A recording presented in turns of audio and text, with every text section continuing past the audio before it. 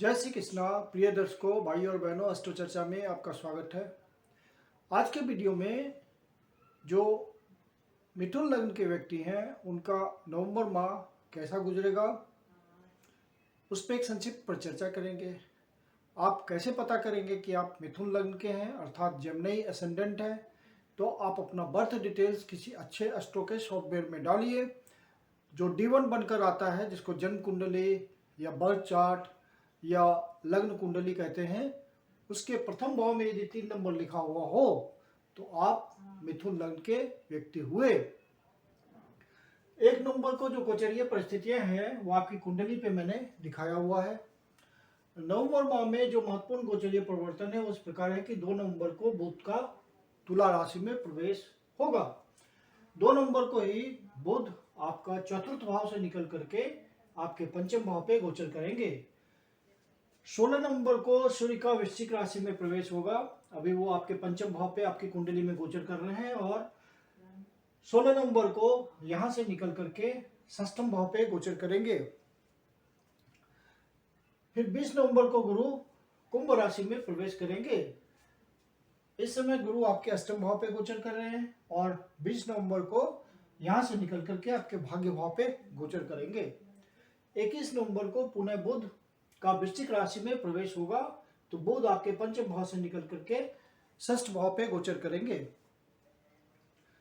जो गोचरीय परिस्थितियां हैं उसमें आपका जो अष्टम भाव पे गुरु और शनि वक्री अवस्था में गोचर कर रहे थे, ये परेशानी वाली बात थी।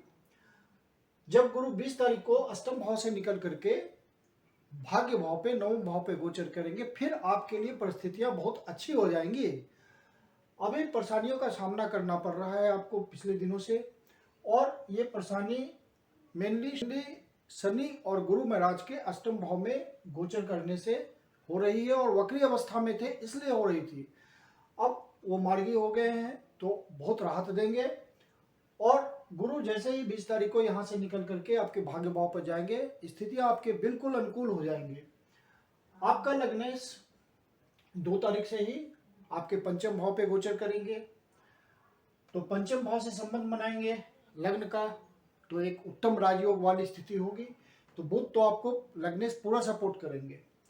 दिक्कत यह है कि सूर्य आपके पंचम भाव पे नीच राशि में गोचर कर रहे हैं, तो स्वास्थ्य संबंधी परेशानी देंगे, विशेष करके स्टमक रिलेटेड पेट संबंधी परेशानियां देंगे। मंगल भी वहीं विद्यमान है, वहीं गोचर कर रहे हैं, और दोनों अग्नि तत्व हैं, और पंचम भाव पेट से संबंधित होता है, तो अग्नि तत्व का ग्रह होने की वजह से यहाँ पेट संबंधी आपको बीमारियां होने का, डिजीज होने का चांस बनता है। तो उसका आप ध्यान रखिएगा, अपने खान पान को नियंत्रित रखिएगा। फिर सूर्य आपके तृतीय भाव के स्वामी हैं, तो आपके प्रयास से पंचम भाव के रिजल्ट आएंगे। प्रयास करना पड़ेगा आपको। आप कोई स्पेकुलेशन वगैरह अभी जब तक आपके मंगल यहाँ से निकल करके और सूर्य यहाँ से निकल करके आगे नहीं बढ़ जाते, षष्ठ भाव पे नहीं चले जाते, तब तक आप कोई लंबा इन्वेस्टमेंट नहीं कीजिएगा। कोई शेयर मार्केट में विशेष रिस्क नहीं लेना है आपको। हालांकि मंगल पंचम भाव पे आपके रेगुलर आय की व्यवस्था बनाए रखेंगे, क्योंकि आपके वो एकादश भाव के स्वामी हैं, इच्छा पूर्ति भाव के स्वामी हैं, लाभ भाव के स्वामी हैं, तो आपका रेगुलर इनकम तो बना रहेगा। चंद्रमा भी तृतीय भाव से गोचर प्रारंभ कर रहे हैं, तो एक श्रेष्ठ स्थिति है। 20 नवंबर के बाद परिस्थितियां बदल जाएंगी। गुरु महाराज आपके नवम भाव पे गोचर करेंगे, कर्म भाव के स्वामी हैं और सप्तम भाव के स्वामी हैं, तो कर्म में आपकी सुदृढ़ स्थिति बनेगी। भाग्य का सहयोग मिलेगा आपको। मंगल यहाँ से चतुर्थ दृष्टि से शनि महाराज और गुरु महाराज पे दृष्टि डाल रहे हैं, अष्टम भाव पे दृष्टि डाल रहे हैं, और शनि महाराज यहाँ से 10वीं दृष्टि से सूर्य और मंगल को देख रहे हैं। फिर बुध को भी देखेंगे 2 तारीख जब बुध यहाँ आ जाएंगे, तो मंगल और शनि का जो दृष्टि संबंध बन रहा है, तो ये अचानक से आपको कोई परेशानी भी देगा। किसी तरह का आपको मानसिक पीड़ा दे दे, कोई निगेटिव न्यूज़ दे दे, किसी तरह का चोट लग जाए आपको, इस तरह के रिजल्ट एक्सपेक्टेड हैं। तो उन बातों का ध्यान रखिएगा जब तक गुरु महाराज यहाँ से निकल करके आपके भाग्य भाव पे नहीं चले जाते। गुरु की स्थिति अभी कमजोर है क्योंकि गुरु नीच की राशि में है। हालांकि उनका नीच भंग योग हो रहा है, फिर भी गुरु नीच की राशि में और अष्टम भाव पे गोचर कर रहे हैं, तो प्रभाव तो बना हुआ ही है। जो बाहर जाने के लिए प्रयास आप कर रहे हैं, आप प्रयास बनाए रखिए, क्योंकि नवंबर माह में ग्रहों का ऐसा संयोग बन रहा है कि आपको बाहर जाने में सफलता मिल सकती है या बाहर से संबंध बनाने में आपको सफलता मिल सकती है। कोई ऐसी व्यवस्था हो सकती है जिससे आपको दूरगामी परिणाम निकले, कोई रेगुलर आपका इनकम का स्रोत बन जाए, बाहर से डिस्टेंट प्लेसेस से कोई रिलेशन उस तरह का बन जाए जिससे आपको आय की प्राप्ति हो। सूर्य 16 नवंबर को वृश्चिक राशि में प्रवेश करेंगे। केतु पहले से वहां विराजमान है, तो आपको षष्ठ भाव पे वो गोचर कर रहे हैं, तो किसी से व्यर्थ का वाद विवाद नहीं करना है। स्वास्थ्य का आपको विशेष ध्यान रखना है। और चूंकि मंगल पंचम भाव पे गोचर कर रहे हैं और केतु मंगल के प्रभाव को बढ़ा रहे हैं, तो आप यदि किसी से वाद विवाद में उलझेंगे तो अनावश्यक बात बढ़ जाएगी। मंगल एग्रेशन का कारक है। जब 20 नवंबर को गुरु महाराज कुंभ राशि में प्रवेश कर जाएंगे तो परिस्थितियां बहुत ही अच्छी हो जाएंगी, क्योंकि गुरु यहाँ आपके नवम भाव से पंचम भाव पे ब्लेसिंग डाल रहे होंगे, दृष्टि डाल रहे होंगे, तो पंचम भाव का बहुत अच्छा रिजल्ट आएगा। 20 तारीख से पहले संतान पक्ष से भी कोई परेशानी हो सकती है, कोई डिफरेंसेस हो सकते हैं, किसी तरह का आपकी संतान को कोई परेशानी, शारीरिक परेशानी हो सकती है जिसके कारण आपको तकलीफ हो सकती है। जो माताएं प्रेगनेंसी की हालत में हैं उनको विशेष ध्यान रखना है, क्योंकि दोनों ही अग्नि तत्व वाली राशियां पंचम भाव पे ही गोचर कर रही हैं। तो फिर 20 तारीख के बाद कोई परेशानी नहीं है, क्योंकि गुरु की ब्लेसिंग आ जाएगी पंचम भाव पे, तो बहुत ही बढ़िया रिजल्ट आएगा पंचम भाव का। उसके बाद जो 20 तारीख के बाद आप शेयर मार्केट के धंधे में हैं, कोई रिस्क टेकिंग फैक्टर लेते हैं, बेट लगाते हैं, तो वो सब के लिए बहुत अच्छी परिस्थितियां हो जाएंगी। और फिर गुरु यहाँ से पंचम दृष्टि से लग्न को भी देखेंगे, तो आपके पर्सनालिटी को मजबूती देंगे, आपको सब तरफ से सुखी करेंगे।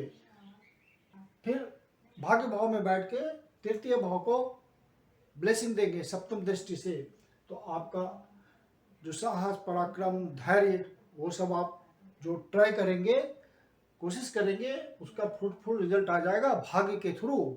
तो आप 20 तारीख के बाद ही कोई भी रिस्क लीजिए, 20 तारीख से पहले रिस्क नहीं लीजिए।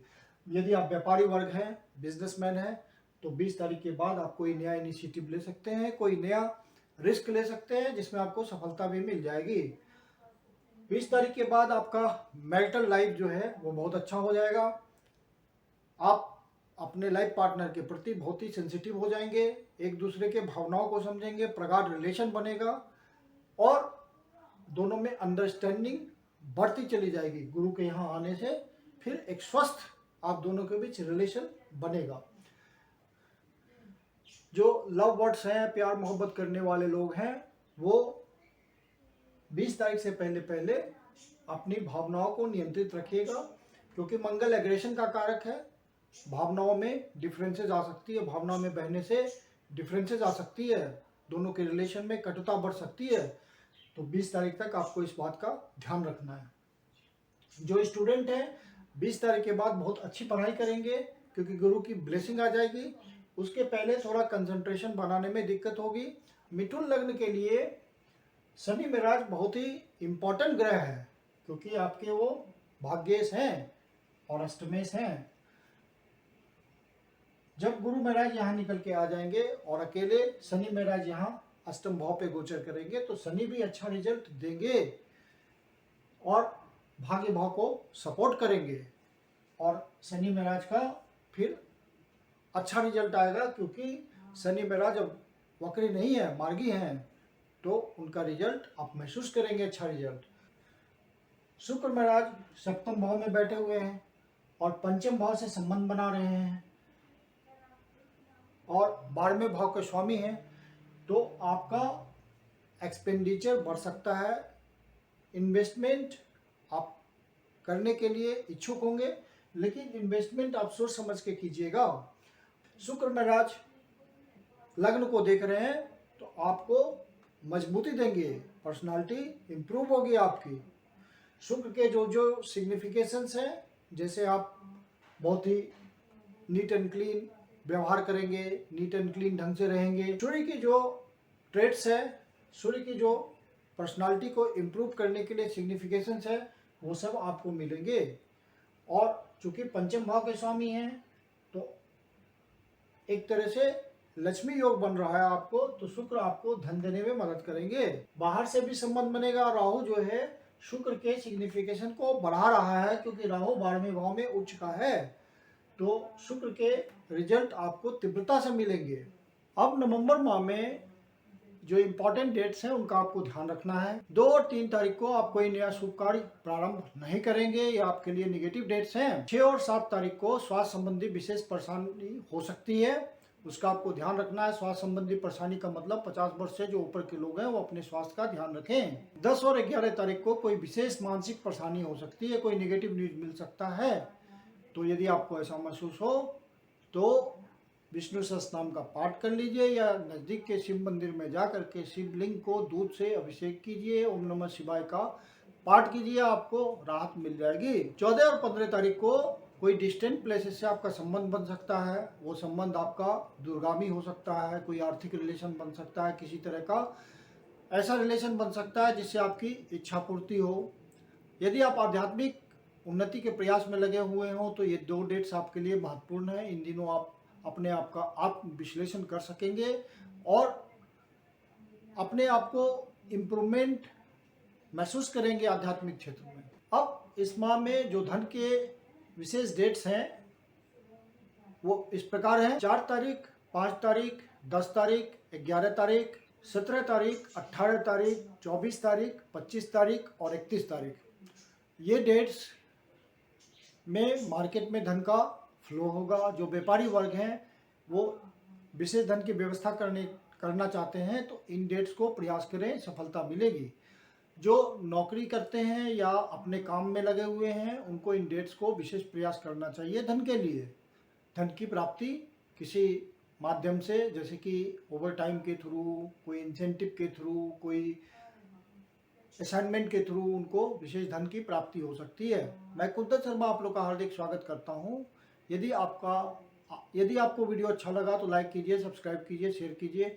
यदि आपके जीवन की कोई समस्या हो जिसका समाधान आप हमसे चाहते हैं तो मुझे पर्सनल कंसल्टेशन के लिए संपर्क कर सकते हैं। नीचे डिस्क्रिप्शन बॉक्स में मेरा व्हाट्सएप नंबर दिया हुआ है, आप मुझे मैसेज कर सकते हैं। मेरी अपनी कंसल्टेशन शुल्क होती है। धन्यवाद।